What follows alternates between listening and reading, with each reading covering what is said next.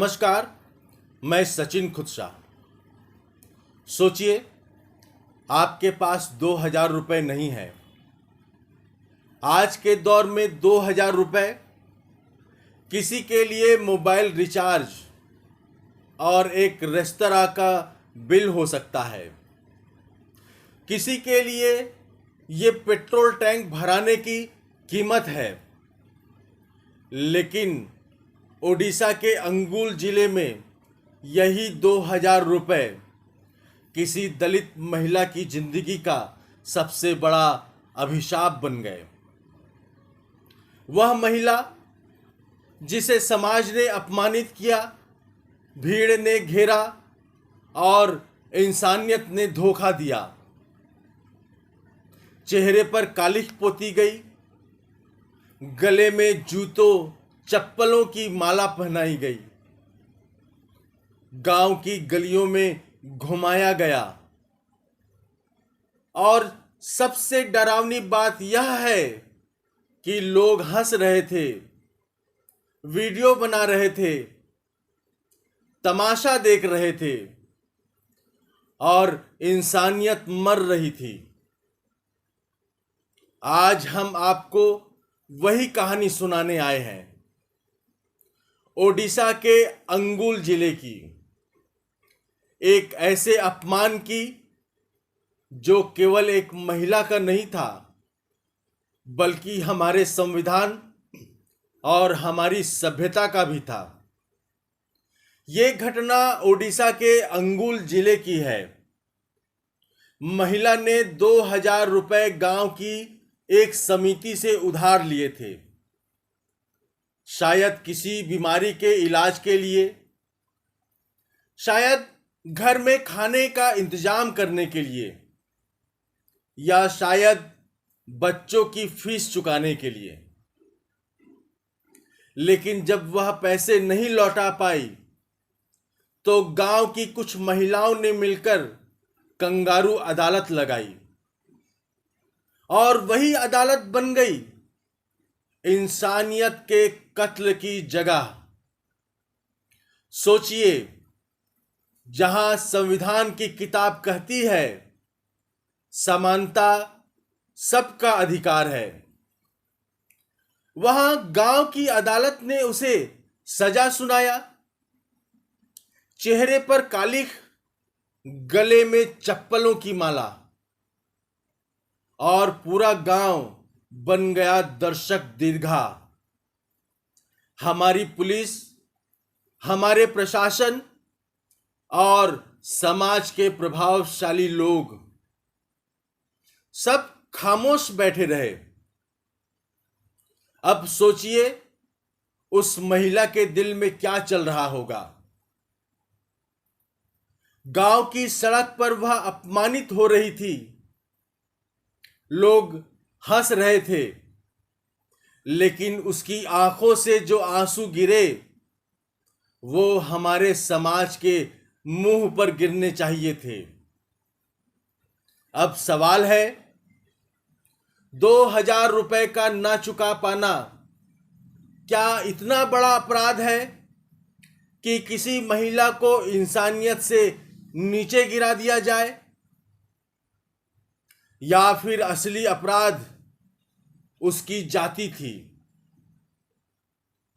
क्या यह सजा सिर्फ दलित होने के कारण दी गई? 14 अगस्त को उसने हिम्मत जुटाकर हंदापा थाने में लिखित शिकायत दर्ज कराई, लेकिन इंसाफ का पहिया वहीं रुक गया। स्थानीय लोग कहते हैं पुलिस और प्रशासन पर दबाव डाला गया। कुछ प्रभावशाली लोग इस मामले को दबाना चाहते थे, जैसे दलित महिला का अपमान कोई अपराध नहीं बल्कि गांव की परंपरा हो। सोचिए उस महिला के बारे में जिसने मजबूरी में पैसे उधार लिए होंगे, सोचिए, जब गांव की गलियों में लोग उसकी तरफ उंगली दिखा रहे होंगे, हंस रहे होंगे, उस वक्त उसके दिल में कैसा तूफान उठा होगा। अब वह महिला गांव छोड़कर चली गई है। उस पर दबाव डाला गया कि चुप रहो, आवाज मत उठाओ। लेकिन फिर भी उसने 14 अगस्त को थाने में शिकायत दर्ज कराई। यानी उसकी हिम्मत अपमान से बड़ी थी।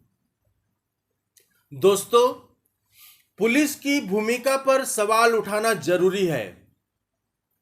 हम बार बार सुनते हैं, पुलिस आपकी सुरक्षा के लिए है। लेकिन इस मामले में पुलिस कहां थी? जब गांव की भीड़ अदालत खेल रही थी, तब कानून कहां था? जब महिला को जुलूस बनाकर घुमाया गया, तब इंसाफ किस कोने में सो रहा था? और यही तो सवाल है, पुलिस जनता की है या फिर दबंगों की? कानून कमजोरों की रक्षा के लिए है या ताकतवरों की ढाल बनने के लिए? ग्रामीणों का आरोप है कि पुलिस और स्थानीय प्रशासन ने मामले को दबाने की कोशिश की। जब अपमानित महिला इंसाफ मांग रही थी, तब पुलिस कहां थी? जब भीड़ उसे घुमा रही थी, तब कानून कहां था? हमारे देश में अक्सर कहा जाता है, बेटी बचाओ बेटी पढ़ाओ। लेकिन हकीकत यह है कि जब बेटियां न्याय मांगती हैं, तो पूरा सिस्टम चुप हो जाता है। सोशल मीडिया पर वीडियो वायरल हुआ, तब जाकर मामले का खुलासा हुआ और यह मामला सामने आया। अगर यह वीडियो ना होता, तो क्या हम इस कहानी को कभी जान पाते? क्या यह महिला हमेशा खामोश रह जाती? अब इस घटना को सिर्फ 2000 रुपए का कर्ज मत समझिए। यह कहानी उस जाति व्यवस्था की है जिसमें दलित होना ही सबसे बड़ा अपराध है। भारत के गांवों में जाति आज भी जिंदा है। ना सिर्फ जिंदा है, बल्कि सांसें रोक देने वाली ताकत से काम कर रही है।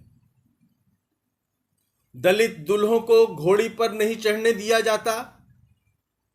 दलित महिलाओं को कुएं का पानी छूने से रोक दिया जाता है। दलित बच्चों को स्कूल में पीछे भिटाया जाता है। और अब ओडिशा में सिर्फ 2000 रुपए ना चुका पाने के कारण एक दलित महिला का यह अपमान। यह कोई अकेली घटना नहीं है। आप बिहार, उत्तर प्रदेश, मध्य प्रदेश, राजस्थान, कहीं से भी अखबार उठा लीजिए, दलित महिलाओं को इसी तरह अपमानित किया जा रहा है। कभी बाल काटकर, कभी नंगा करके, कभी पीटकर। हमारे गांवों में जाति अभी भी जिंदा है और संविधान की किताब सिर्फ स्कूल के पाठ्यक्रम तक सीमित रह गई है। आज जो महिला 2000 रुपए ना चुका पाने की वजह से अपमानित की गई, कल वही हाल किसी और का हो सकता है। हम सबका। क्योंकि जब समाज अन्याय पर चुप रहता है, तो अन्याय एक दिन सबके दरवाजे तक पहुंच जाता है। दोस्तों, यह सिर्फ उसकी हार नहीं है, यह पूरे समाज की हार है, यह संविधान की हार है। डॉक्टर भीमराव अंबेडकर ने संविधान लिखते समय सोचा था कि जाति व्यवस्था को मिटा दिया जाएगा। उन्होंने कहा था, राजनीतिक आजादी बेकार है अगर सामाजिक समानता नहीं मिले। लेकिन आज 75 साल बाद भी गांवों की कंगारू अदालतें संविधान से बड़ी हो गई हैं। सोचिए, संसद में संविधान पढ़ा जाता है, स्कूलों में बच्चे शपथ लेते हैं, समानता, स्वतंत्रता और बंधुत्व। लेकिन असली भारत के गांवों में आज भी चप्पलों की माला संविधान से बड़ी है।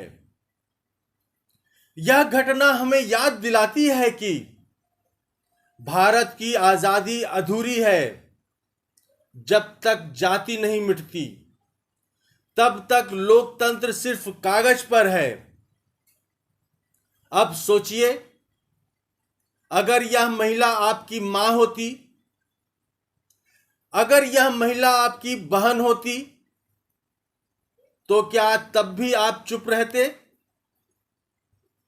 अगर वह महिला आपका नाम लेती और कहती, मुझे इंसाफ दिलाओ, तो आप क्या करते? आज इंसाफ की लड़ाई सिर्फ उसकी नहीं है, यह लड़ाई हम सब की है। 2000 रुपए का कर्ज लौटाया जा सकता है, लेकिन जो अपमान उसने झेला है, उसका हिसाब कौन देगा? पुलिस, अदालत या समाज? या फिर हमें इस समाज को खुद चुकाना होगा? दोस्तों, यह वीडियो, यह कहानी सिर्फ खबर नहीं है, यह आईना है, और आईना हमसे पूछ रहा है, क्या सच में हम इंसान हैं, या फिर जाति और भीड़ ने हमें पत्थर बना दिया है? इसलिए जब अगली बार आप संविधान की प्रस्तावना पढ़ें, तो याद रखिए, कहीं ना कहीं किसी गांव में किसी दलित महिला से उसका अधिकार छीन लिया गया है। यह कहानी हमारे समाज की आत्मा पर लगे उस धब्बे की है जिसे हम रोज छुपाते हैं। 2000 रुपए का कर्ज तो लौटाया जा सकता है, लेकिन जो अपमान इस महिला ने झेला है, उसका हिसाब कौन देगा? यह थी आज की कहानी, 2000 रुपए का कर्ज और दलित महिला का अपमान और इंसानियत के दिवालियेपन की। यह खबर सिर्फ खबर नहीं है, यह एक आईना है जिसमें झांकने की हिम्मत हम सबको करनी चाहिए। याद रखिए, भीड़ हमेशा तमाशा देखती है, लेकिन इतिहास हमेशा हिसाब मांगता है। मैं सचिन खुदशाह।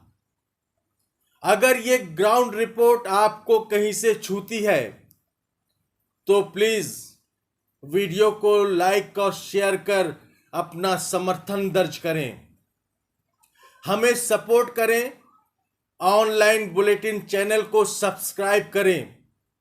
हम जमीन से जुड़ी ऐसी ही और खबरें आपके लिए लाते रहेंगे।